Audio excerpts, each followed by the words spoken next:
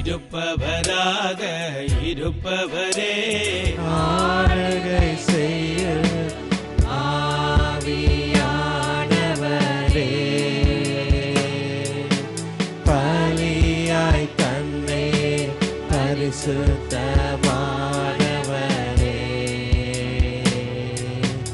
அதிசயம் செய்பவரே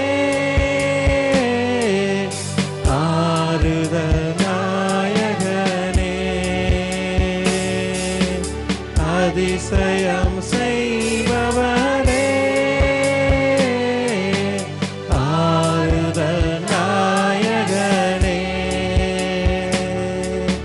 காயம் கட்டும் கர்த்தாவே என் காயம் கட்டும் கர்த்தாவே கண்ணீரெல்லாம் துடைப்பவரே என் கண்ணீரெல்லாம் துடைப்பவரே ஆளுகை செய்ய ஆவியானவரே பலியாய் தந்தே பரிசுத்தமானவரே இயேசுவின் நாமத்தில் இயேசுவின் நாமத்தில் ஜெயம் நமக்கு உண்டு அல்லேலூயா இயேசுவின் நாமத்தில் இயேசுவின் நாமத்தில் கேட்ட ஆவிகளோடு இயேசுவின் செயலை யாரால் கூறலாம் இயேசுவின் அன்பை யாரால் சொல்லலாம் இயேசுவின் நாமத்தில் இயேசுவின் நாமத்தில் ஜெயம் நமக்கு உண்டு He poured in the oil and the wine, the kind that restored my soul. He found me bleeding and dying on the Jericho road, and He poured in the oil and the wine. He poured in the oil and the wine, the kind that restored my soul. He found me bleeding and dying on the Jericho road, and He poured in the oil and the wine. Oh Jesus, Jesus, Jesus, I've got Him on my mind. Yes, Jesus, Jesus, Jesus, I've got Him on my mind. Jesus, Jesus, Jesus, I've got Him on my mind. I have Jesus on my mind. என்னை பூசி காயங்களாச்சியே திராட்சை ரசத்தாலே நுள்ளம் பெற்றியே மரண தருவாயில் என்னை அவர் கண்ணார் என்றார் எரிகோ நகர் வீதி நடிலே என்னை பூசி காயங்களாச்சியே திராட்சை ரசத்தாலே நுள்ளம் பெற்றியே மரண தருவாயில் என்னை அவர் கண்டார் என்பார் எரிகோ நகர் வீதி நடிலே எந்த நல்ல இயேசு என் சிந்தை நிறைந்தார் எந்த நல்ல இயேசு என் சிந்தை காவந்தார் எந்த நல்ல இயேசு என் சிந்தை நிறைந்தார் என்றென்று என் சிந்தை நிறைந்தார் ஓ எந்த நல்ல இயேசு என் சிந்தை நிறைந்தார் எந்த நல்ல இயேசு என் சிந்தை காவந்தார் எந்த நல்ல இயேசு என் சிந்தை நிறைந்தார் என்றென்று என் சிந்தை நிறைந்தார் விடுதலை நாயகன் வெற்றியை தருகிறார் எனக்குள்ளே இருக்கிறார் என்னே ஆனந்தம் அவர் தேடி ஓடி வந்தார் என்னை தேற்றி அணைத்து கொண்டார்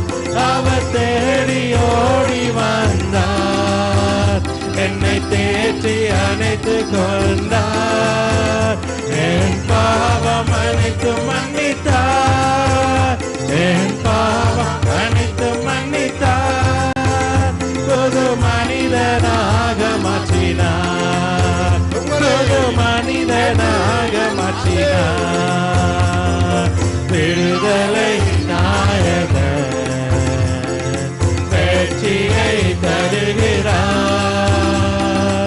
எனக்குள்ளே இருக்கிறார் என்னே ஆனந்தம். அவர் அன்பின் அபிஷேகத்தால் அபிஷேகத்தால் என்னை நிரப்பி நடத்துகின்றார். அவர் அன்பின் அபிஷேகத்தால் என்னை நிரப்பி நடத்துகின்றார். சாத்தானின் வலிமை வெல்ல, சாத்தானின் வலிமை வெல்ல அதிகாரம் எனக்கு தந்தார். அதிகாரம் எனக்கு தந்தார். விடுதலை நாயகன் வெற்றியை தருகிறார். எனக்குள்ளே இருக்கிறார் என்னே ஆனந்தம். விடுதலை நாயகன் வெற்றியை தருகிறார். எனக்குள்ளே இருக்கிறார் என்னே ஆனந்தம். ஓ என்னே ஆனந்தம். எல்லாம் கொடு, ஒரு வார்த்தை சொன்னால் போது ஐயா உம்மால் கொடு. எல்லாம் கொடு, ஒரு வார்த்தை சொன்னால் போது ஐயா ஒரு வார்த்தை சொன்னால் போது ஐயா ஒரு வார்த்தை சொன்னால் போது. விண்ணப்பத்தை கேட்பவரே, என் கண்ணீரை காண்பவரே, சுகா தருபவரே, ஸ்தோத்திரம் ஏசையா. மனதுருகி கரம் நீட்டி அதிசயம் செய்பவரே, ஐயா மனதுருகி கரம் நீட்டி அதிசயம் செய்பவரே, ஐயா அதிசயம் செய்பவரே, ஐயா அதிசயம் செய்பவரே. This morning, I want to share about a story that we all know, but we're going to learn some 4 different points that will help us. இந்த கால வேளையிலே 4 வித்தியாசமான காரியங்களை குறித்து தியானிக்க போகிறோம். அது எங்களுக்கு மிக உதவியாகவும் ஆசீர்வாதம் இருக்கும். Today we're going to see about a blind man who met a healer. அங்கே கண் தெரியாத ஒரு மனிதன் அங்கே சுகமாக்குற பரிகாரியை கண்டதை குறித்து பார்க்க போகிறோம். This man was not able to see, but he spent most of his days on the side of that road. அவருக்கு அங்கே பார்க்க முடியாது, ஆனால் அங்கே அந்த ரோட்ல உள்ள வீதியோரங்களில் அவர் இருந்தார். This man is waiting for someone either to give him money or to give him a piece of bread. அங்கே அவர் அங்கே பார்த்திருந்தார் ஏதாவது பணமோ அல்லது சாப்பாடோ கிடைக்கும் என்று. Let us look and open up in Luke chapter 18. அங்கே லூக்கா 18வது அதிகாரத்துக்கு திருப்பிக் கொள்வோம். And in that chapter we will see as we go on. அந்த வசனத்தை அந்த அதிகாரங்களை கவனிப்போம். In Luke 18, Jesus is going towards the city of Jericho. அங்கே எரிகோவை நோக்கி இயேசு கிறிஸ்து போய் கொண்டிருக்கிறார். This is the final journey that Jesus takes before going to Jerusalem for his death. அவருடைய இறப்புக்கு முன்பதாக எருசலேமுக்கு போவதற்கு முன்பதாக உள்ள கடைசி பிரயாணமாக அது இருந்தது. But here he heads into a city called Jericho. அங்கே அந்த எரிகோவுக்கு போய் கொண்டிருக்கிறார். And he meets a blind man whose name is Bartimaeus. அங்கே ஒருவரை சந்திக்கிறார். அவருடைய பெயர் வந்து Bartimaeus. Bartimaeus. We know his name is not written in Luke, but Mark writes in his gospel his name. அங்கே இதிலே இல்லாவிட்டாலும் அங்கே மார்க்கிலே அவருடைய பெயர் எழுதப்பட்டிருக்கிறது. Therefore, we look in these verses the nice encounter between Bartimaeus and Jesus. அங்கே பத்துமேவுக்கும் இயேசுவுக்கும் இடையிலே உள்ள நல்ல பெரிய காரியங்களை காணக்கூடியதாக இருக்கிற அந்த வசனங்களிலே In this verses or chapter, we see there's 4 different stages that Bartimaeus took. 4 விதமான காரியங்களை குறித்து அதிலே பார்க்கக்கூடியதாக இருக்கிற இந்த சம்பவத்திலே Let's look in verse 35. முதலாவது 35வது வசனத்தை பார்த்தோமானால், பின்பு அவர் எரியோவுக்கு சமீபமாய் வரும்பொழுது ஒரு குருடன் வழியறிய உட்கார்ந்து பிச்சை கேட்டுக்கொண்டிருந்தான். As Jesus approached Jericho, a blind man was sitting by the roadside begging. So the first stage was his blindness. முதலாவது அவருடைய தகுதி அவருக்கு கண் தெரியாத ஒரு குருடன். It's written in Palestine, in that place, in that city in Palestine, blindness was very common there. அங்கே பலஸ்தீனத்திலே அங்கே கண் தெரியாதவர்கள் ஒரு பல பேர் இருக்கிற ஒரு இடமாக இருந்தது. There's a city called Lida that everyone was either fully blind or one of their eyes were blind. அங்கே உள்ள அந்த நகரத்திலே ஒன்றில் அரவாசி குருடர்கள் அல்லது முழு குருடர்கள் வசிக்கிற ஒரு கிராமமாக இருந்தது. This is a place, another place called Jaffa. There were 500 out of 5,000 people, 500 people are blind. இன்னொரு இடத்திலே யாஃபான்ற இடத்திலே 500 இருந்து 5000 பேர் வரை குருடர்களாக இருந்தார்கள். Therefore, it was a cultural and it was a big problem, a religious problem and a cultural problem. People did not like that. அங்கே அது ஒரு கலாச்சாரமாக மாறி பிச்சை எடுக்கிறது ஒரு கலாச்சாரம் வந்து இருந்தது. ஆனால் மக்கள் அதை விரும்பவில்லை. We see that especially in another place where Jesus healed the blind person in John chapter 9. அங்கே யோவான் 9வது அதிகாரத்திலே இன்னொரு குருடனை சுகமாக்கினதை நாங்கள் பார்க்கக்கூடியதாக இருக்கிறது. There Jesus and the disciples are outside walking. அங்கே இயேசு கிறிஸ்துவின் சீடர்களும் வெளியிலே நடந்து போய் கொண்டிருக்கும் பொழுது and the disciple asked Jesus a question. அங்கே இயேசு கிறிஸ்து அவருக்கு கேள்வி கேட்கிறார். Let's see in John chapter 9 verse 2. அங்கே யோவான் 9வது அதிகாரம் 2வது வசனத்திலே அதை பார்க்கக்கூடியதாக இருக்கிறது. John 9:2. யோவான் 9 2வது அதிகாரத்திலே says, Rabbi, who sinned, this man or his parents, that he was born blind? அப்பொழுது அவருடைய சீசர்கள் அவரை நோக்கி, ரபி, இவன் குருடனாய் பிறந்தது யார் செய்த பாவம்? இவன் செய்த பாவமோ இவனை பெற்றவர்கள் செய்த பாவமோ என்று கேட்டார்கள். Therefore many people thought the consequence of sin is this blindness. பலர் நினைத்துக் கொள்ளுகிறது பாவம்தான் இந்த குருடா பிறக்கிறது காரணம் என்று. That's what it means by seeing this question that the disciples asked. அதை நினைத்து தான் இவர்கள் இந்த ஆண்டவரிடம் இந்த கேள்வியை கேட்கிறார்கள். Therefore in that time in their culture and the people thought if there's someone blind that means someone might have sinned. அங்கே அந்த நாட்களிலே அந்த காலங்களிலே அவர்கள் நினைக்கிறது யாராவது குருடனாய் பிறந்தால் இவர்களுடைய யாரோ செய்த ஒரு பாவத்துக்கு தான் இது பிறந்திருக்கிறது சொல்லி. Either the person themselves or their parents or someone. அவராக இருக்கலாம் அல்லது பெற்றோராக இருக்கலாம் அல்லது அவர்களுடைய உறவினர்களாக இருக்கலாம். Therefore because of this the blind people were often ignored. அங்கே அதனாலே அங்க அந்த கண் தெரியாதவர்களை அவர்கள் கொஞ்சம் தள்ளி வைத்தார்கள், கவனியா விட்டார்கள். Therefore for Bartimaeus, because he was blind, he had a life of begging. ஆனா இங்கே பத்திமேயு என்ன செய்யறார்? அவர் கண் தெரியாது, ஆனா அவர் என்ன செய்கிறார்? அங்கே பிச்சை எடுத்து கொண்டிருக்கிறார். In the Gospel of Mark, we learn this man is wearing an old garment. அங்கே மார்க்கிலே அங்க பார்க்கக்கூடிய இருக்கிற அவர் ஒரு பழைய வஸ்திரம் அங்கி தரித்து கொண்டிருக்கிறார், பழைய அங்கி. This old garment is a sign that you are a beggar. அந்த பழைய கிழிஞ்ச வஸ்திரம் அந்த பிச்சைக்காரனுக்கு உள்ள ஒரு அடையாளமாக இருக்கிறது. There's nothing he can do to improve himself, so he's just waiting there for something to happen. அங்கே எந்த விதமான முன்னேற்றம் இல்லாமல் அங்கே அவர் காத்திருக்கிறார், ஏதாவது தனக்கு நடைபெறும் என்று சொல்லி எதிர்பார்த்து. Amen. Amen. Therefore this man was blind. இந்த பாருங்கள், இவர் ஒரு கண் தெரியாதவர். The same would be our spiritual condition as well for many.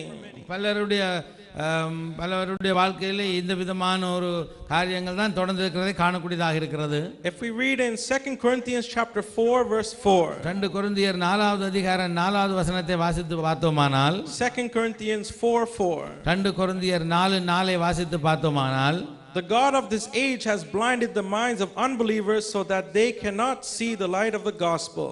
அதாவது this is the spiritual condition. தேவனுடைய சாயலாய் இருக்கிற கிறிஸ்துவின் மகிமையான சுவிசேஷத்தின் ஒளி அவிசுவாசிகளாகிய அவர்களுக்கு பிரகாசமாய் இராதபடிக்கு இப்பிரபஞ்சத்தின் தேவனானவன் அவருடைய மனதை குருடாக்கினான். Therefore this man is physically blind. இவர் உண்மையிலேயே சரீரத்திலேயே குருடனாக இருந்தார். But there are many that are spiritually blind. ஆனா பலர் ஆவிக்குரிய காரியத்திலேயே குருடராக இருக்கிறார்கள். This man could not do anything himself to improve his physical blindness. இந்த உண்மையான சரீரத்திலே குருடராக இருக்கிறவர்கள் தன்னால் எந்த காரியங்களையும் செய்ய முடியாது. The same way us as being spiritually blind, there's nothing we can do to change on our own. அதே போல தான் ஆவிக்குரிய காரியத்திலும் குருடாக இருக்கிறனாலே எந்த ஒரு காரியத்தையுமே ஆவிக்குரிய காரியத்தை செய்ய முடியாது. All right, let's go back to Luke chapter 18. அங்கே திரும்ப லூக்கா 18வது அதிகாரத்துக்கு திருப்பிக் கொள்வோம். And let us look in verse 36. அங்கே 36வது வசனத்தை கவனித்து பார்ப்போம். So first we're looking at his blindness. முதலாவது அந்த குருடனை குறித்து பார்த்தோம். Let's look at verse 36. ஜனங்கள் நடக்கிற சத்தத்தை அவன் கேட்டு இது என்ன என்று விசாரித்தான். When he heard the crowd going by, he asked what was happening. ஆக நடக்கிற சத்தத்தை கேட்டு கேக்குறான் என்ன இங்கே நடக்கிறது என்று சொல்லி. This man was smart. அவருக்கு புத்திசாலியான ஒரு மனிதன். He knew that a group of people will come passing Jericho to prepare for the final journey to celebrate the Passover in Jerusalem. அவன் கண்டான் கன பேர் ஏதோ போய் அங்க எருசலேமுக்கு அங்கே காரியத்துக்காக போறார்கள் என்று இவன் புரிந்து கொண்டுட்டான். He knew, he understood this is going to happen. That's why he's waiting at that place. இந்த நாட்கள் இது நடக்க போகும்னு தெரிஞ்சா அவர் அந்த தெருவீதியோரே அந்த நாட்கள வந்து இருந்தார். He's waiting there begging so then someone may give him something, food or money or anything. அங்கே பலர் அந்த வழியால போறதால இவருக்கு சாப்பாடு காசு இதெல்லாம் தருவாருன்னு சொல்லி அந்த பிச்சைக்காரன் அங்க வந்து இருந்தான். So he was very smart. He knew if he go there he will get something. அவர் மிகவும் புத்திசாலியான ஆள். அங்க அவர் தெரிஞ்சிட்டு அங்க நிறைய பேர் நடந்து போகிறார்கள் அறிந்துட்டார். He couldn't see what is happening. அங்க என்ன நடக்குதுன்னு இவரால பார்க்க முடியாது. But he could hear the excitement, the commotion, everything that's happening. ஆனா என்ன நடக்குதுன்னு இவர் காதால கேட்கக்கூடியதாக இருக்கிறது. And he is very curious. கொஞ்சம் கட்டிக்காரன் ஆள். He's curious. He wants to know what is happening. அவர் அதை அறிந்து கொள்ளணும்னு ஆர்வமா இருக்கிறார் என்ன சங்கதி நடக்குதுன்னு சொல்லி. Maybe he heard some comments people were saying. Maybe this man, he heard people as they're walking, he was listening to people talking. He probably heard about there was a healer who was coming by and going to Jerusalem.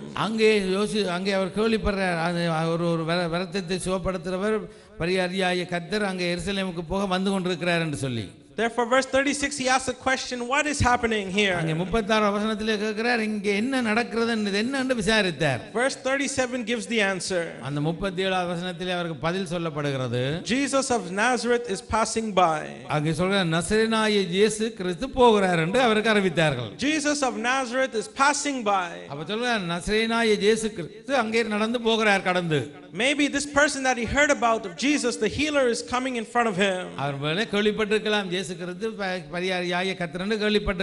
Maybe his heart is beginning to beat faster, he's starting to race, he's getting excited.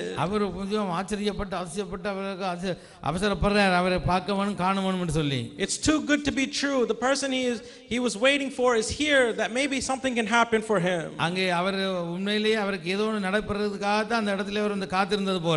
Therefore, first we see the stages is blindness. Second we see is his belief. Let us look in verse 38. We see how Bartimaeus calls Jesus. In verse 38 he says, Jesus, son of David, have mercy on me. Jesus, son of David, have mercy on me. We might think, did this man know what the son of David did for other people's lives?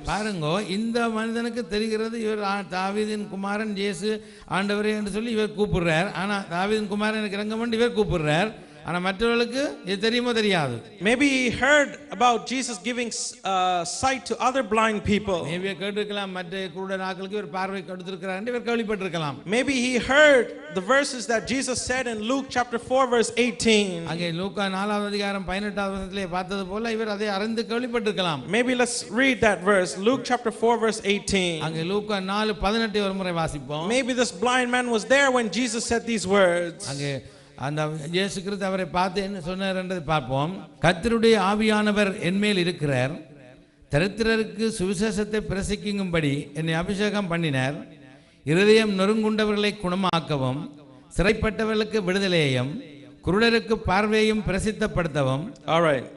So these words are what Jesus says. இந்த வசனம் அங்கே இயேசு கிறிஸ்துவை பற்றி சொல்லப்படுகிறது. And maybe this blind man was there when Jesus said these words. Maybe அங்கே ஆண்டவர் இந்த வார்த்தையை அங்கே அவன் கருணருக்கு முன்னால் சொல்லி இருக்கலாம். Or maybe he heard about someone saying that this Jesus heals the blind. அல்லது வேறு யாரும் சொல்லி கேள்விப்பட்டிருக்கலாம் ஆண்டவர் இந்த சுகப்படுத்துவார் கண்ணு தெரிய வைப்பார் என்று. Therefore, second we see his belief. When he calls the name of Jesus, he believes. அங்கே அவர் கூப்பிட்டது மாத்திரமல்ல, அதை அவர் விசுவாசிக்கிறார். He calls Jesus, the son of David, have mercy on me. அவர் கூப்பிடுதா இயேசுவே தாவீதின் குமாரனே என்மேல் கிருபையாயிரும் என்று கேட்கிறார். When he says son of David, he expresses his belief that he knows Jesus is the Messiah. அங்கே தாவீதின் குமாரனே என்ற கேள்வி கேட்டு கூப்பிடுறதுல இருந்து தெரிகிறது இயேசு கிறிஸ்து தான் மெசியா என்று சொல்லி அவருக்கு அங்கே தெரிந்திருக்கிறது. And he knew that this Jesus could heal his blindness. அவருக்கு தெரியுது அவர் அந்த குருடர்களை எல்லாம் சுகமாக்கினார் சுகமாக்குவார் என்று விசுவாசித்து நம்புகிறார். Therefore, without any sight, அதனால தான் எந்த பார்வையும் இல்லாமல் he knew who Jesus was. அவர் அங்கே தெரிகிறது அவருக்கு இயேசு யார் என்று. He heard about Jesus. அவருக்கு அவரை பற்றி கேள்விப்பட்டிருக்கிறார். And he knew what Jesus could do. அவர் என்ன செய்தார் என்று அவர் அறிந்திருக்கிறார். With our sight, we even have our own eyes. எங்களுடைய பக்கத்தை பாருங்கள், நாங்கள் எங்களுடைய சொந்த கண்ணாலே we have eyes. This man was blind, but you and I can see. நானும் நீங்களும் பார்க்கக்கூடிய கண்ணை வைத்திருக்கிறோம், ஆனால் இவனுக்கு பார்க்க முடியாதவன். He knew, but do you know what Jesus could do for you? அவருக்கு தெரியுது, ஆனால் எங்களுக்கு தெரியும் இயேசு கிறிஸ்து அவருக்கு என்ன செய்தார் என்று. If he can restore sight to the blind, he can also grant the desires of our heart. அவருடைய இதயத்தின் வேண்டுதலை தேவன் அறிந்து அவனுக்கு அங்கே சுகம் கொடுத்ததை நாங்கள் அறிவோம். We need to cry out for mercy just like this man did. இந்த மனிதன் செய்தது போல நாங்கள் அவருடைய கிருபைக்காக எங்களுடைய அழுது குளறி அவருடைய கிருபைக்கு கெஞ்சி கேட்டுக்கொள்வோம். Amen. Amen. Therefore, second we saw his belief. இரண்டாவது பார்க்கிறோம் அவரை நம்புகிறான். More than that, more than just believing, he acted on that belief. அங்க அவன் விசுவாசிக்கிறவள அதை விசுவாசித்து செயல்படுத்துகிறதை பார்க்கலாம். Third we see his boldness. அங்கே மூன்றாவதை பார்க்கிறோம் his boldness. அவனுடைய தைரியத்தை. Yeah, so he knew he needed mercy. There's nothing he can do on his own self. அவனுக்கு தெரியுது அவரை விசுவாசித்து கேட்கும்போது அவர் தன்னுடைய கிருபையா இறங்குவார்னு அவனுக்கு தெரியுது, தைரியப்படுறான். Therefore that's why he called the name of Jesus. அதனால தான் அவன் இயேசு கிறிஸ்துவே தாவீதின் குமாரனே எனக்கு இறங்குன்னு கூப்பிடுறார். That's why he calls for mercy in 38. அதபடி தான் கேட்கிறார், மேல கிருபையாயிரும் என்று கேட்கிறார். Let's look in the first part of verse 39. அந்த 39வதுல முதலாவது பகுதியை பார்ப்போம். The crowd of people is bothered by him calling. அங்கே அவர் இயேசு நின்று தம்மிடத்திலே கொண்டு வரும்படி அவரை சொல்லுகிறார். The people who led the way rebuked him and told him to be quiet. அங்கே அவர் சொல்லுகிறார், ஒரு பிள்ளை மக்களிட்டு அவரை என்னிடம் கொண்டு வான்னு சொல்லி முன்னடப்பவர்கள் அவன் பேசாமல் இருக்கும்படி அவனை அதட்டினார்கள். Right, so here this man is calling. அவன் இங்கே கூப்பிடும் பொழுது but the crowd of people is bothered by this man calling, so they told him to be quiet and they rebuked him. அந்த மற்றவர்கள் எல்லாம் சொல்றாங்க பா சத்தம் போடாம பேசாம இருக்கும்படி அவரை விரட்டி அதட்டினார்கள். Maybe the people who were in front leading the place were the officials of the city or very important people were in the front. அங்கே பார்க்கும்போது ஒவ்வொரு முக்கியமான காரியங்கள்ல முக்கியமானவர்கள் தான் அங்கே முன்னுக்கு நிப்பார்கள். Therefore these important people are trying to prepare the way, make everything nice for Jesus to come through. அங்கே இயேசு கிறிஸ்து வரும் பொழுது அந்த முக்கியமானவர்கள் நின்று அந்த பாதைகளை செவ்வாய்ப்படுத்தி அவருக்கு அங்கே வழியை எல்லாம் ஆயத்தப்படுத்தி கொடுக்கிறார்கள். Imagine, or you see in the news in many places when some kind of event happens, they prepare that community, they prepare that place. For an example, the Olympics, they prepare that city so other people can come. அங்கே பார்த்து ஒவ்வொரு நிகழ்ச்சிகள் எல்லாம் பார்த்தீங்கன்னா முக்கியமான வருவதற்குரிய பாதைகளை எல்லாம் செய்யப்படுத்தி ஆயத்தப்படுத்தி அதற்குரிய வழிவகைகளை எல்லாம் ஒழுங்குபடுத்தி வைத்திருப்பார்கள். If there's beggars on the side of the road, they will move them to a different place. They clean up the dirt roads. They do many things. அங்கே பிச்சைக்காரர் எல்லாம் இருந்தால் ஊத்தி இருந்தால் அவையெல்லாம் க்ளீன் பண்ணி அவையெல்லாம் அப்புறப்படுத்தி ரோட்டுகளை எல்லாம் க்ளீன் பண்ணி இந்த பாதைகளை எல்லாம் ஆயத்தப்படுத்தி வைத்திருப்பார்கள். The same way these leaders see a blind man here, they were rebuking him, tell him to go because this Jesus is coming through. They don't want any hindrances here. அதே போல தான் இங்க பாருங்க, இவன் ரெண்டு தடை ஒன்றும் வராதபடி பிச்சைக்காரர் எல்லாரையும் சேர்த்து இவரையும் சேர்த்து அதட்டி பேசாம இரு என்று சொல்லி அதட்டி அப்புறப்படுத்துறதை பார்க்கலாம். Therefore they wanted him to be quiet. அங்கே ஒருவன் சொல்றான் பேசாம இருன்னு சொல்கிறான். But the next part is even better. அந்த அடுத்த போது இன்னும் நல்லாக இருக்கிறது. It says he shouted even more. ஆனா அவன் இப்படி சொன்னதோட பார்த்தா இன்னும் பிளத்து சத்தம் போட்டு கூப்பிட்டான். They were telling him to be quiet, but this man shouts even more. அவன் சத்தம் போடாம இருங்கன்னு சொல்லி அதட்ட, ஆனா இவன் இன்னும் எனக்கு இறங்க வேண்டும் மிகவும் சத்தத்தோடு கூப்பிட்டான், அதிகமாய் கூப்பிட்டான். He calls out even more, Son of David, have mercy on me. அவன் பிளத்து இன்னும் சத்தம் போட்டு கூப்பிடுறான், தாவீதின் குமாரனே எனக்கு என் மேல கிருபையாயிரம் இறங்க வேண்டும் இன்னும் சத்தம் போட்டு கூப்பிடுறான். Therefore he was very bold and he was very courageous. அவன் நல்ல தைரியத்தோடு துணிச்சலோடு அந்த காரியத்தை செய்கிறான். He didn't want to listen to the crowd, but he followed his heart. அவர் அந்த மற்றவர்கள் சொன்னதை பற்றி அவர் கவனிக்கவே இல்லை, அவர் தன்னுடைய காரியத்திலே கண்ணாக இருக்கிறார். Therefore he broke all the rules that were there and he wanted to do what was right for him. அந்த காரியம் அவர்கள் போடுற அந்த சட்டதிட்டங்களை எல்லாம் அவர் மீறி அவர் தன்னுடைய காரியத்தை செய்கிறதுக்கு முனைகிறதை பார்க்கலாம். Because this was his chance to receive mercy and maybe his own eyesight back. இது ஒரு நல்ல சந்தர்ப்பமாக இருக்கிறது, தேவனுடைய இரக்கத்தையும் கிருபையையும் பெற்று தன்னுடைய பார்வையை அவன் திரும்ப பெறுவதற்கு. He didn't want Jesus to go away and not hear him. அங்கே அவருக்கு விருப்பமில்லை, தன்னை விட்டு இயேசு அங்கால போய் கடந்து போறதுக்கு கூட விருப்பமில்லை. Let's see what the Bible tells us about how to be bold. அங்கே வேதம் இதிலே தான் வேதம் தெளிவாக சொல்லுகிறது எவ்வளவு தைரியமாக இருந்தார் என்று. In Hebrews chapter 4 verse 16. அங்கே Hebrews chapter 4 verse 16. அங்கே எபிரேயர் 4:16 வாசித்து பார்ப்போம். Hebrews 4:16 tells us how to come boldly. அங்கே எபிரேயர் 4:14 சொல்லுகிறது, Come boldly until the throne of grace, that we may obtain mercy and find grace to help in our time of need. ஆதலால் நாம் இரக்கத்தை பெறவும் ஏற்ற சமயத்தில் சகாயம் செய்யும் கிருபை அடையவும் தைரியமாய் கிருபா சண்டையில் சேரக்கடவும். Therefore never hold back, never be afraid. அங்கே பயப்படக்கூடாது, அவன் பயப்படவே இருக்கக்கூடாது, தைரியமா செய்யவனும் காரியங்களை. Never be afraid to give yourselves to Jesus. அங்கே ஆண்டவருக்கு ஒப்பு கொடுக்கும் பொழுது எந்த காரியத்தை குறித்தும் பயப்படக்கூடாது. You have to come to him with boldness and with confidence. நல்ல தைரியத்தோட நல்ல உற்சாகத்தோட உண்மையோட தேவனிடத்தில் பெற வேண்டும். You must tell the Lord what you need. அங்கே ஆண்டவர் சொல்லுவார் உங்களுக்கு என்ன தேவை என்று. That's what he's waiting for, to hear what you need. அங்கே அதான் அவன் அங்கே அவன் காத்திருந்தான், நான் கேள்விப்பட்டு காத்திருந்தான் அங்கே அந்த காரியம் நடைபெறுவதற்கு. And Jesus will reward you with mercy and help you in the time of need. அந்த நேரத்திலே பார்த்து அவனுக்கு அந்த ஆண்டவர் அதுக்கு ஒரு நல்ல பதிலை கொடுத்து அவனை ஆசீர்வாதத்தை காணலாம். Not அவன் எங்களையும் செய்வார். அதே போல தான் நாங்களும் அவனை போல தேடும் பொழுது எங்களுக்கு நிச்சயமாக பதில் தந்து எங்களையும் ஆசீர்வதிப்பார். Therefore you must come to his presence with boldness and confidence. தைரியத்தோடு தேவ சமூகத்திலே நாங்கள் உற்சாகத்தோடு உண்மையோடு வரும் பொழுது நிச்சயமாக இதை பெற்றுக்கொள்ளலாம். Because the Bible says you will ask and you will receive it. சொல்லுறது கேளுங்கள் அப்பொழுது பெற்றுக்கொள்ளுவீர்கள். Amen. Amen. Therefore you must come with that boldness. அந்த உற்சாகத்தோடும் தைரியத்தோடும் தைரியமாய் தேவனிடம் பெற வேண்டும். Because of Bartimaeus' boldness, let us see what verse 40 says. அங்கே 47 verse 40. 40வது வசனம் சொல்லுகிறது, because of Bartimaeus' boldness, this is what happens in verse 40. அவனுடைய தைரியத்தோடு அவன் கிட்ட வந்த பொழுது வரும் பொழுது அங்கே பாருங்க என்ன நடந்தது. Jesus stopped and ordered the man to be brought to him. அங்கே அவர் சொல்லுகிறார் அவனை என்னிடத்திலே கொண்டு வாருங்கள் என்று சொல்லி. Jesus stops his walk and says, bring this man to me. அவர் போன பயணம் அந்த பிரயாணத்தை நிப்பாட்டிட்டு இவர்களை பார்த்து சொல்லுகிறார் அவனை என்னிடத்திலே கூட்டி வாருங்கள். In Mark it also says about the story. So Mark chapter 10 verse 50 it says this man threw away his cloak and went to Jesus. அங்கே மார்க்கிலே சொல்லப்பட்டிருக்கிறது தன்னுடைய வஸ்திரத்தை களைந்து எறிந்துவிட்டு இயேசுவிடம் ஓடினார் என்று. He threw his cloak aside and he jumped on his feet. அங்கே சுகமான பின்பு தன்னுடைய பழைய வஸ்திரத்தை எல்லாம் கழட்டி எறிந்துவிட்டு அங்கே வீதியிலே போனார் என்று. When Jesus stopped and told this man to come, he took off his clothes and went and got up on his feet very quickly. அங்கே அவர் உடுப்பை எல்லாத்தையும் கழட்டி பழைய உடுப்பு களைந்து விட்டு ஆண்டவர்ட்ட ஓடினார். Just imagine how the other people, the crowd, felt that time. இந்த இப்படி சம்பவம் நடக்கும்போது யோசிச்சு பாருங்க மற்றவர்களுடைய அங்க நின்றவர்களுடைய மனநிலைகள் சூழ்நிலை எப்படி இருக்கும் என்று சொல்லி. Especially the minds of the people who told him to stop talking, to shut up. How did those people feel when Jesus did this? சொன்னார்களே சத்தம் போடக்கூடாது பேசாம வேண்டாம் அவர்களை அனுப்பினார்களே அவர்கள் இதை பார்த்து அப்படி என்ன நினைத்திருப்பார்கள்?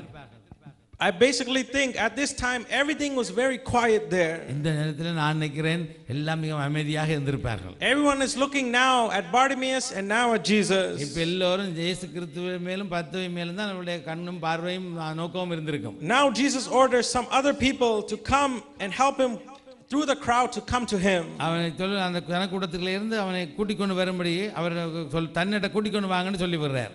Now the question Jesus asked Bartimaeus is very interesting. அங்கேயே போய் பத்திமையை பார்த்து ஆண்டவர் ஒரு கேள்வி கேட்கிறார். நல்ல ஆசீர்வாதமான ஒரு கேள்வி, ஆச்சரியமா இருக்கிறது. In verse 41, அங்கே 41வது வசனம், what do you want me to do for you?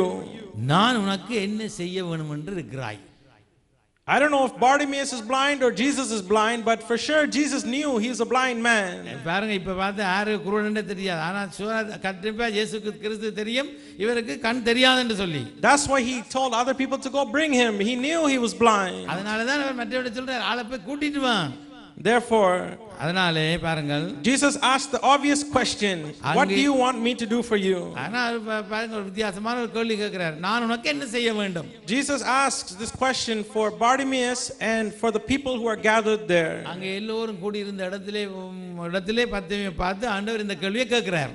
But more importantly, முக்கியமான காரியம், மேலும் Jesus wanted him to say what he wanted.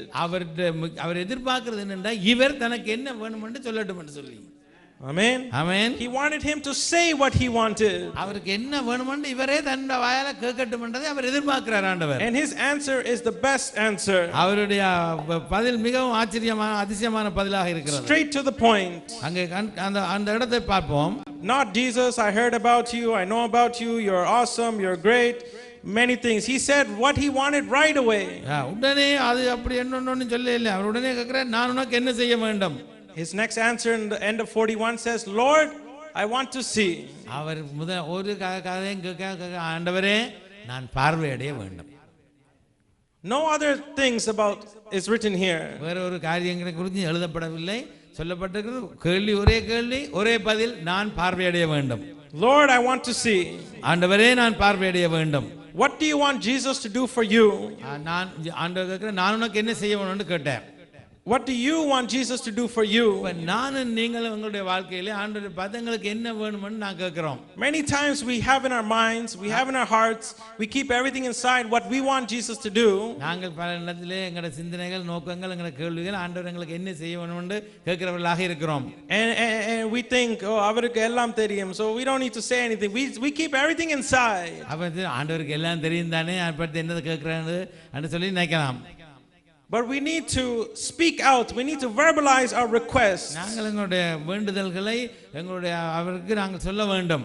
We must shout out for mercy for the Lord to save us from our sins. அவருடைய இரக்கத்தையும் கிருபையையும் பெறுவதற்கு நாங்கள் வாயை திறந்து கேட்க வேண்டும். Jesus wants us to show our boldness. அவருடைய தைரியத்தை அவங்க கண்டு தேவன் அவரை கூப்பிட்டு கேட்கிறார், என்ன வேணும். Jesus wants you to show your boldness. அதே போல தான் நான் நீங்கள் தைரியமாய் வந்து தேவனுடைய சமூகத்திலே கேட்க வேண்டும். He wants you to ask what you need. என்ன தேவை என்று நாங்கள் கேட்க வேண்டும். We all know இயேசு நல்லவர், வல்லவர், போதுமானவர், இரக்கமுள்ளவர். We all know all these things. ஆண்டவருடைய குணாதிசயங்களை குறித்து எங்கள் எல்லோருக்கும் நன்றாய் தெரியும். But he wants you to ask what you need. ஆனாலும் அவர் கேட்கிறார், கேளுங்கள் அப்பொழுது கொடுக்க சொல்றார். அவர் எதிர்பார்க்கிறார் நாங்கள் கேட்க வேண்டும் என்று சொல்லி. Amen. Amen. James 4:2 says that we have not because we did not receive because we did not ask. அங்கே யாக்கோபு 4:2 யாக்கோபு 4:2 சொல்லுகிறது, we did not receive because we did not ask. நீங்கள் இச்சித்தும் உங்களுக்கு கிடைக்கவில்லை. That's the one. Yeah. நீங்கள் கொலை செய்தும் பொறாமை உள்ளவர்களாய் இருந்தும் அடையல் கூடாமல் போகிறீர்கள். நீங்கள் சண்டையும் யுத்தமும் பண்ணியும் நீங்கள் விண்ணப்பம் பண்ணாமல் இருக்கிறதுனாலே உங்களுக்கு சித்திக்கிறது இல்லை. Right, because we have not asked, we have not gotten it. நாங்கள் விண்ணப்பம் பண்ணாமல் இருக்கிறதுனாலே எங்களுக்கு அது கிடைக்கிறது இல்லை. Therefore now this comes to the very final point of this message. இந்த தேவ செய்தியிலே முக்கியமான அந்த கடைசி காரியத்தை பார்ப்போம். We see first this man had blindness. முதல்ல பார்க்கிறவர் கண் தெரியாதவர். Now second he has his belief. அங்கே பார்க்கிறோம், ஆனாலும் நல்ல நம்பிக்கையோடு விசுவாசத்தோடு ஆண்டவரை நம்புகிறார். Third he comes to Jesus with boldness. அங்கே தைரியமாய் அவரிடம் வந்துட்டார். The fourth and final thing, அந்த நாலாவது கடைசியா பார்ப்போம். verse 42. 42வது வசனம். We read that Jesus said to him, receive your sight, your faith has healed you. இயேசு அவனை நோக்கி, நீ பார்வை அடைவாயாக, உன் விசுவாசம் உன்னை ரட்சித்தது. Right. Blindness, belief, boldness, and fourthly his blessing. அங்கே அவன் கண் தெரியாது, அங்கே அவன் தைரியமாக இருந்தான், அங்கே பார்வை அடைந்தான். Right. And he received a blessing. அங்கே கடைசியிலே அவன் தேவனுடைய ஆசீர்வாதத்தை பெற்றான். Jesus always responds to faith. அங்கே ஆண்டவர் எப்பொழுதும் உங்களுடைய விசுவாசத்தை கனப்படுத்துகிறவர். He never pushes anyone away that comes with faith to him. அவரிடம் விசுவாசத்தோடு வார ஒருவரையும் அவர் புறம்பே ஒரு நாளும் தள்ளுவதே இல்லை. Because this man believed, he put his faith on Jesus, that is why he received his sight again. அவன் நம்பினான் விசுவாசித்தான் தைரியமா போனால் ஆண்டவர் இதை செய்வார் என்று நினைத்து. Many people want to show their faith and cry out for mercy for the Lord. பலர் அங்கே ஆண்டவருடைய இரக்கத்தை தேடி வேண்டி கண்ணீரோடு இருக்கிறார்கள். And the Lord doesn't matter how big or small the faith is, but you must have faith in him. அது சின்ன விசுவாசமா பெரிய விசுவாசமா விசுவாசத்தை தேவன் எதிர்பார்க்கிறார் விரும்புகிறார். In verse 43 he says, அங்கே 43வது வசனத்தை பார்த்தால் immediately he received his sight and followed Jesus. அங்கே உடனே அவன் பார்வை அடைந்து தேவனை மகிமைப்படுத்திக் கொண்டு அவருக்கு பின் சென்றான். Praising God. When all the people saw it, they also praised God. அங்கே எல்லா ஜனங்களும் அதை கண்டு எல்லோரும் தேவனை புகழ்ந்தார்கள். Amen. Amen. Therefore, when Bartimaeus got his sight back, he couldn't help himself, but he wanted to praise the Lord. அங்கே பாருங்கள் அவன் தைரியமாய் தன்னால் எதுவுமே செய்ய முடியாம இருந்து இப்படி சுகம் பெற்றதோட அவன் என்ன செய்த மக்கள் கூட இதை கண்டு தேவனை புகழ்ந்தார்கள். This man, he was so happy, he started to praise. அவருக்கு மிகவும் சந்தோஷமாய் தேவனை புகழ்ந்து மகிமைப்படுத்தினான். Therefore he received, அவர் அங்கே பெற்றுக்கொண்டார், he followed, அவர் அங்கே பின்பற்றினார், and then he praised. ஆனால் தேவனை புகழ்ந்தார். The great thing about this is, இந்த இதிலே உள்ள பெரிய ஒரு ஆசீர்வாதம் என்னன்னு சொன்னால், the people that also saw this also praised God. அங்கே வந்த மக்கள் கூட இதை பார்த்து ஆண்டவரை புகழ்ந்தார்கள். Amen. Amen. Bartimaeus went from darkness to light. அங்கே தைரியத்தோட அந்த தெரியாதவன் அந்த இருளிலே இருந்தவன், he came to light. அங்கே அவனுக்கு வெளிச்சம் தேவையாக இருந்தது. So he went from darkness to light. அங்கே இருளில் இருந்து அவன் வெளிச்சத்துக்கு வந்து விட்டான். He went from begging now to following. இப்ப பிச்சைக்காரனா இருந்தவன் அவரை பின்தொடர்ந்து செல்றவனா மாறிட்டான். He changed from crying now to praising. அங்கே கண்ணீரோடு அழுகையோடு இருந்தவன் தேவனை புகழ்ந்து பாடக்கூடியவனா மாறிட்டான். Amen. Amen. Darkness to light. அங்கே darkness to light. இருளிலிருந்து வெளிச்சத்துக்கு, begging to following, அங்கே பிச்சைக்காரனா இருந்தவன் அவரை பின்தொடர்ந்து செல்வனா மாறினான். and from crying to praising. அங்கே அழுகையோடு இருந்தவன் ஆண்டவரை துதிக்கிறவனாய் மாறினான். Amen. Amen. In Psalm 67 it says we are blessed so that others can be blessed through us. அங்கே இன்னொரு ஆசீர்வதிக்கப்படும்போது அதன் மூலம் நாங்களும் ஆசீர்வதிக்கப்படுகிறோம். In Psalm 67 it says we are blessed in order to bless others. அங்கே சங்கீதம் 67வது அதிகாரம் சொல்லுகிறது, we are blessed so that others can be blessed. நாங்கள் ஆசீர்வதிக்கப்படுகிறோம் மற்றவர்களும், நாங்கள் ஆசீர்வதிக்கப்பட்டது மற்றவர்கள் ஆசீர்வதிக்கப்படுவதற்கு, and that all the nations will worship God. எல்லா ஜாதிகளும் தேவனை துதிப்பார்கள் வணங்குவார்கள். Amen. Amen. Bartimaeus was known as the blind man. அங்கே பத்திமேயு ஒரு குருடனான மனிதன். But now he is known as Bartimaeus the believer. பாவி வந்து குருடன் அல்ல, அவன் ஒரு விசுவாசியா மாறிட்டான். Amen. Amen. He recognized his blindness. அவன் தன்னுடைய குருட்டுத்தன்மையை அங்கே உணர்ந்து கொண்டான்.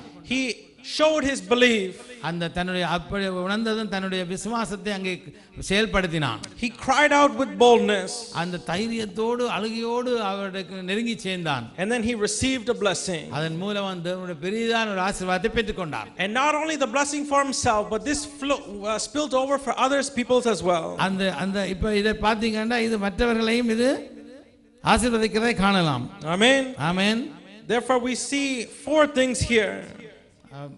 Bartimaeus experienced four things. இந்த பத்திமேயுடைய காரியம் 4 விதமான காரியங்களை எங்களுக்கு கற்றுத் தருகிறது. It changed his focus. அவனுடைய அந்த அந்த அந்த எதிர்பார்ப்பு மாற்றப்பட்டது. From darkness to light. அங்கே இருளிலே இருந்தான், குருடனாய் இருந்தான், இப்ப வெளிச்சத்தை கண்டு கண்டறியவனாய் மாறினான். It changed his direction. அவருடைய அந்த பாதை மாற்றப்பட்டது. From sitting down now to following Jesus. அங்கே உட்கார்ந்து கொண்டிருந்து குருடனாய் பிச்சை கட்டு கொண்டு இருந்தவன் இன்றைக்கு நடந்து பார்வை அடைந்து தேவனுக்கு பின்பாக போறதை காணக்கூடியதாக இருந்தது. Next it changed his purpose. அவனுடைய அந்த தீர்மானம் மாற்றப்பட்டது. His purpose, நோக்கம், அவனுடைய நோக்கம் இப்பொழுது மாற்றப்பட்டு விட்டது. It changed from begging now to praising. அப்ப அங்க பிச்சை எடுக்கிறதுல இருந்து தேவனை துதிக்கிறதுக்கு நோக்கம் மாறப்பட்டு He விட்டது. changed his overall self. அவனுடைய எல்லா காரியங்களுமே அங்கே போனா மாற்றப்பட்டதை பார்க்கலாம். He was blessed in order to bless others. அவன் ஆசீர்வதிக்கப்பட்ட அவன் மூலம் பலரும் ஆசீர்வதிக்கப்படுகிறார்கள். Amen. Amen. Jesus wants to also strengthen our belief and our hope. ஆண்டவர் உண்மையிலேயே எங்களுடைய விசுவாசத்தையும் எங்களுடைய எதிர்பார்ப்பையும் பலப்படுத்த தேவன் எப்பொழுதும் ஆயத்தமாக தான் இருக்கிறார். But he wants us to come to him with boldness. அங்கே நாங்கள் தைரியமாய் தேவனுடைய கிருபா சண்டைக்கு வர வேண்டும் என்று எதிர்பார்க்கிறார். He wants us to ask him for mercy. தைரியமாய் வருவது மாத்திரமல்ல அவருடைய இரக்கத்தையும் கிருபையையும் வாயைத் திறந்து கேட்க சொல்லுகிறார். So that we can receive a blessing and also our blessing can flow onto others. அதேபோல நாங்கள் அவருடைய ஆசீர்வாதத்தை பெற்று எங்களுடைய ஆசீர்வாதம் இன்னும் பலரை பற்றி பிடிக்கும். Just like the crowd is telling Bartimaeus to be quiet. இந்த ஜனங்கள்லாம் சொன்னது இவனை பார்த்து சத்தம் போடாம இரண்டு. The same crowds will be in your life trying to keep you away from Jesus. அங்கே ஆண்டவரை விட்டு தள்ளி அங்கே வைக்க அவர்கள் அவரை தள்ளி அப்புறப்படுத்த யோசித்து செய்தார்கள். The same people will be for you in your lives as well. அதே போல தான் என்னையும் உங்களையும் ஆண்டவரை விட்டு சில காரியங்களை விட்டு தள்ளி வைக்க இந்த உலகம் முற்படும். But you and I should not listen to them. ஆனால் நாங்கள் அவரது காரியத்துக்கு ஒன்றுக்குமே செவி கொடுக்காமல் We should stand up, நாங்கள் எழுந்து be bold, அங்கே தைரியத்தோடு to cry out for mercy and healing. அங்கே தேவனுடைய இரக்கத்துக்காக கிருபைக்காக அவருடைய சேர கடவோம். We must boldly express our belief in the Lord. எங்களுடைய தைரியமும் எங்களுடைய விசுவாசமும் உண்மையிலேயே தேவனுடைய ஆசீர்வாதத்தை கொண்டு வரும். That we can receive the blessing, that our blessing can go to another person. அதே போல தான் நாங்களும் நிரம்ப ஆசீர்வாதத்தை பெற்று அதன் மூலம் பலர் ஆசீர்வதிக்கப்பட்ட பாத்திரங்களாய் தேவனங்களை மாற்ற முடியும். Amen. Amen. Therefore we must ask the Lord. ஒன்று வைத்துக் கொள்ளும் தேவனிடம் கேட்போம். Amen. Amen. Through this chapter that we see, the one thing that I want to emphasize for you is that we must ask. இந்த சம்பவத்திலிருந்து நான் உங்களை கேட்டுக்கொள்ற முக்கியமான காரியம் நாங்கள் எல்லோரும் ஆண்டவரே என்ன தேவை என்று கேட்போம். The Lord asks us, what do you want? And right away he gives the answer. ஆண்டவர் எப்பொழுதும் எங்களை பார்த்து கேட்டுக்கொண்டு தான் இருக்கிறார். உனக்கு என்ன வேண்டும்? And right away we must give the answer that we need. ஏன் நாங்கள் இந்த நல்ல ஒரு பதிலை அவர் கொடுத்ததை பெற்றுக்கொள்வோம். Many people have a desire in your heart this morning. இந்த பலர் இந்த கால வேளையிலே பலருடைய தேவைகள் இருக்கிறது. There's many people with some kind of illness or sickness or anything. பலருக்கு பலவிதமான வருத்தங்கள் வியாதிகள் காரியங்கள் கவலைகள் கண்ணீர்கள் இருக்கிறது. There's some people with any situations or circumstance that needs to happen. அங்கே அவர்கள் சூழ்நிலைகள் இன்னும் மற்ற காரியங்கள் அவர்களுக்கு மாற்றமடைந்திருக்கலாம்.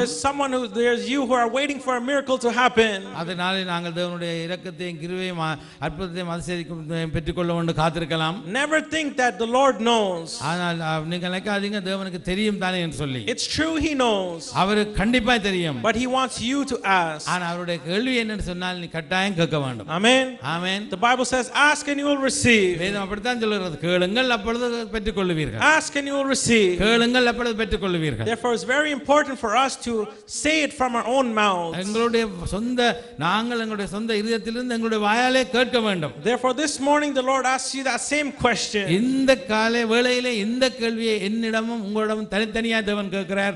நான் உனக்கு என்ன செய்ய வேண்டும்? He says, what do you want me to do for you? ஆண்டவர் கேட்கிறார், நான் உனக்கு என்ன செய்ய வேண்டும்? Jesus asked the question for you this morning. What do you want me to do for you? காலை வேளையிலே என்னையும் உங்களையும் தேவன் பார்த்து கேட்கிற முதலாவது கேள்வி, நான் உனக்கு என்ன செய்ய வேண்டும்? What do you want me to do for your life? உன்னுடைய வாழ்க்கையிலே நான் உனக்கு என்ன செய்ய வேண்டும்? What do you want me to do for your sickness? உன்னுடைய வியாதியிலே நான் உனக்கு என்ன செய்ய வேண்டும்? What do you want me to do for your tears? உன்னுடைய கண்ணீர் பிரச்சனைகளுக்கு நான் உனக்கு என்ன செய்ய வேண்டும்? What do you want me to do for your problems? உன்னுடைய பிரச்சனைகள் பலவாக இருக்கிறது, அதுக்கு நான் என்ன செய்ய வேண்டும்? What do you want me to do for your situations to change? உன்னுடைய சூழ்நிலைகள் மாற்றுவதற்கு நான் என்ன செய்ய வேண்டும்? What do you want me to increase your faith? உன்னுடைய விசுவாசத்தை பலப்படுத்துவதற்கு நான் என்ன செய்ய வேண்டும்? What do you want me to do for you is the question that Jesus asked. என்னுடைய இந்த என்ன செய்ய வேண்டும் என்ற கேள்வியை தேவன் எங்கள் ஒவ்வொருவரையும் பார்த்து இந்த காலவேளையிலே கேட்கிறார். And it's very important for us to open our mouths and tell the Lord exactly what we need. முக்கியமான காரியம் வாய்களை திறந்து எது வேணும் என்றதை அவரிடம் கேட்டுக்கொள்வோம். I request when you go home today, ஆனால் அந்த கேள்வி when you go home today, வீட்டுக்கு போகும் பொழுது to take a time or a moment of prayer. இன்றைக்கு வீட்டிலே உள்ள போய் உள்ள ஜெபத்தை நினைத்துக் கொள்ளுங்கள். And in your prayer, ask the Lord specifically what you need. நீங்கள் ஒரு ஸ்பெஷலா விசேஷமா இன்னதுதான் தேவை என்று கேளுங்கள். Many people keep it in their hearts, keep it in their minds, but you never ask. பலர் இதயத்திலே வைத்திருப்பார்கள், மனதிலே வைத்திருப்பார்கள், ஆனா வாயை திறந்து கேட்கிறது இல்லை. But the Lord is saying, be bold. ஆனால் ஆண்டவர் சொல்ல தைரியமாய் வந்து கேள். When you come to me, have confidence. என்னுடைய வந்து தைரியமாய் என்னிடம் வா. And come to me and ask. என்னிடம் வந்து தைரியமாய் கேள். What the Lord asks you, what do you want me to do for you? இந்த வேலை கேட்கிற கேள்வி திரும்ப திரும்ப உங்களை வர்ற கேள்வி, ஆண்டவர் நான் உனக்கு என்ன செய்ய வேண்டும்? Amen. Amen. The Lord is able to bless you with a great answer. அவர் ஒரு பெரியான விடுதலையோடு ஆசீர்வாதத்தோடும் எங்களை வழிநடத்த அவர் உண்மையுள்ளவராய் இருக்கிறார். And that blessing will flow on to other people as well. அந்த ஆசீர்வாதம் எங்களுக்கு கூட இன்னும் மற்றவர்களுக்கும் சேரும் என்பதில் சந்தேகம் இல்லை. Because the Lord our Jesus Christ is the same yesterday, today and forever. ஏனென்றால் அவர் நேற்றும் இன்றும் என்றும் மாறாத ஜீவனுள்ள தேவன். Amen. Amen. Let us clap our hands and thank the Lord that he is the same yesterday, today and forever. ஆண்டவர் நேற்றும் இன்றும் மாறாதவர் என்ற நிச்சயத்தோடு கரங்களை தட்டி தேவனுக்கு நன்றி சொல்லுவோம். ஆமென். Therefore our God is a great God. அவர் நாங்கள் ஆராதிக்கிற தேவன் மகிமை உள்ள பெரிய தேவன். Our God is an able God. எங்களுடைய கோனால செய்ய எல்லா காரியம் செய்ய முடியும். Our God is a God who is worthy to be praised. அவர் நாங்கள் போற்றி துதிக்கு பாத்திரரான தேவன். Therefore at this time let's take a moment and praise this God. அந்த காலையில நம்ம ஆண்டவரை நாங்கள் துதித்து ஸ்தோத்திரிக்க பாத்திரரான. Let's all open our mouths and praise him and ask him and thank him for what he has done. வாய்களை திறந்து தேவனை முதல்ல துதித்து ஸ்தோத்திரித்து கேட்போம். As we worship this God, let us ask him the things that we need. நன்றி சொல்லி துதிப்போம் முதல்ல. And let us thank him for his blessings. எங்களுடைய ஆசீர்வாதம் இம்மட்டும் பெற்ற ஆசீர்வாதங்களுக்கு நாங்கள் நன்றி சொல்லுவோம். Let us thank him for his healings. இந்த தந்தை சொத்துக்கு நன்றி சொல்லுவோம். Let us ask the Lord what we need. என்ன தேவையோ நாங்கள் அதை கேட்டு பெற்றுக்கொள்வோம். Yes Jesus, we thank you Lord Father. ஆண்டவரே நாங்கள் உங்களுக்கு நன்றி சொல்லுகிறோம். For you are great and worthy to be praised. ஆண்டவரே நாங்கள் உங்களை உயர்த்தி போற்றுகிறோம் ஆயத்தமாய். We thank you for listening to all our requests. எங்களுடைய தேவைகளை எல்லாம் நீங்கள் கேட்கிறதுக்கு நன்றி சொல்லுகிறோம். We bring everything unto your feet. ஆண்டவரே நாங்கள் உங்களுடைய விசுவாசத்தினால பெற்றுக்கொள்வோம் விசுவாசிக்கிறோம். Lord, we humble ourselves. எங்களை தாழ்த்தி உங்களுடைய கரத்தில் ஒப்புக் கொடுக்கிறோம். And we come into your presence. உம்முடைய சமூகத்திலே நாங்கள் வருகிறோம். We lay everything to you. எல்லாவற்றையும் உங்களுடைய கரத்தில் எல்லாவற்றையும் உங்களுக்கு ஒப்புக் கொடுக்கிறோம். Because you know all Lord Father. நீங்க எல்லாம் அறிந்த தேவன் ஐயா. Whatever needs, whatever requests that people may have this morning. எங்களுடைய தேவைகள் எதுவாக இருந்தாலும் மக்களுடைய வேண்டுதல் எதுவாக இருந்தாலும் என் ஆண்டவர் கிருபையாய் சந்தித்துள்ள வேண்டுகிறோம். About their health or problems or situations or sickness or family future, anything Lord. ஆண்டவரே சரீர பிரச்சனையா இருக்கலாம், குடும்ப பிரச்சனையா இருக்கலாம், வியாதியா இருக்கலாம், தேவையா இருக்கலாம், பற்றாக்குறையா இருக்கலாம், கண்ணீர் கவலையா இருக்கலாம், சொல்ல முடியாதவளா கூட இருக்கலாம். ஆனால் நீர் விடுதலை ஆக்குவீர் என்று நான் விசுவாசித்து கேட்கிறேன், தைரியமாய் கேட்கிறேன். துதியின் ஆடை அணிந்து துயரமெல்லாம் மறந்து துதித்து மகிழ்ந்திருப்போம், நம் தூயவரில் மகிழ்ந்திருப்போம். கர்த்தருக்கு நாம் மகிழ்ந்திருந்தால் அதுதானே நமது பலன். கர்த்தருக்கு நாம் மகிழ்ந்திருந்தால் அதுதானே நமது பலன். எத்தனையோ நன்மை செய்தவரை என்று ஏற்றி போற்றி புகழ்ந்திடுவோம். எத்தனையோ நன்மை செய்தவரை என்று ஏற்றி போற்றி புகழ்ந்திடுவோம். அவையா துதித்து துதித்து மகிழ்ந்திருப்போம், துயரம் அனைத்து மறந்திருப்போம். துதிய நாடை அணிந்து துயரமெல்லாம் மறந்து துதித்து மகிழ்ந்திருப்போம், நம் தூயவரை மகிழ்ந்திருப்போம். நன்றியோடும் புகழ் பாடலோடும் அவர் வாசலில் நுழைந்திடுவோம். நன்றியோடும் புகழ் பாடலோடும் அவர் வாசலில் நுழைந்திடுவோம். நல்லவரே கிருபை உள்ளவரே என்று நாளெல்லாம் உயர்த்திடுவோம். நன்றி ஆண்டவரே. நல்லவரே கிருபை உள்ளவரே என்று நாளெல்லாம் உயர்த்திடுவோம். துதித்து துதித்து மகிழ்ந்திருப்போம், துயரம் அனைத்தையும் மறந்திருப்போம். துதிய நாடை அணிந்து துயரமெல்லாம் மறந்து துதித்து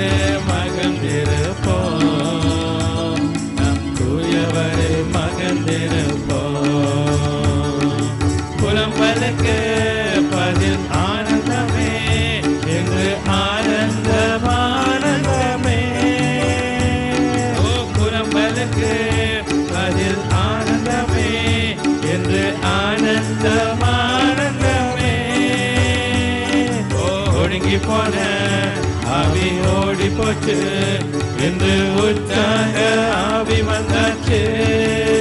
நன்றி ஆண்டவரே. உருகி போன ஆவி ஓடி போச்சு என்று உற்சாக ஆவி வந்தாச்சு.